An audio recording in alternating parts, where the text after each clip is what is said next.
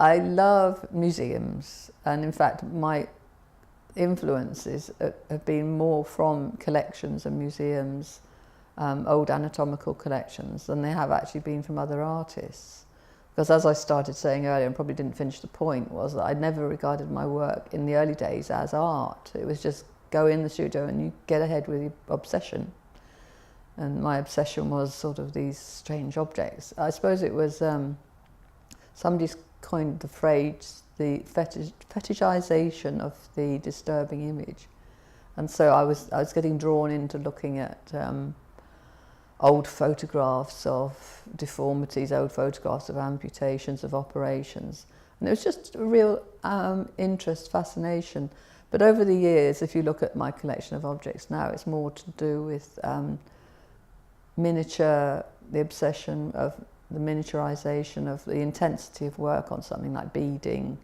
I'm very interested in Indian miniature paintings, you know, the intensity of that work. And that's influenced the big drawings as well, because I take something very, very small and enlarge it. And illuminated manuscripts, I'm fascinated by them, you know, the smallness. So in my own collection of objects I've got on my shelves, there's nothing expensive. It's all cheap stuff, little, you know, wax skulls and things. But I love the old cabinets of curiosity. You know, I can't remember what the German name is for them, but they used to be popular in some 18th century, 19th century, that people go off on the grand tour and come back with little bits of rock and all sorts and display them in a cabinet.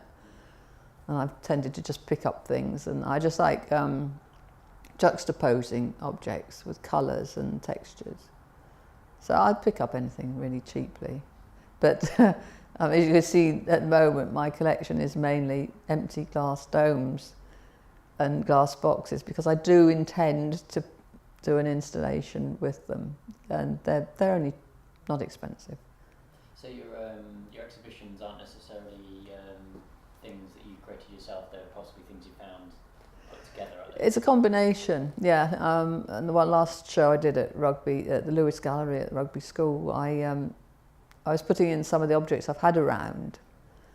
I've got fabrics just collected because I like them, but the reason I like them is because they fit into my aesthetic of the work I've been doing for years. And then just playing with them was a real joy. You know, the studio we have downstairs is empty room 2. So I just got 9 tables, I think, and just played around with the objects. Loved it, because as I was saying to you earlier, it meant I didn't have to think about gravity. As soon as you're thinking about putting things, assemblages on the wall, how are you going to fix them? But just to be able to place things is really, really interesting.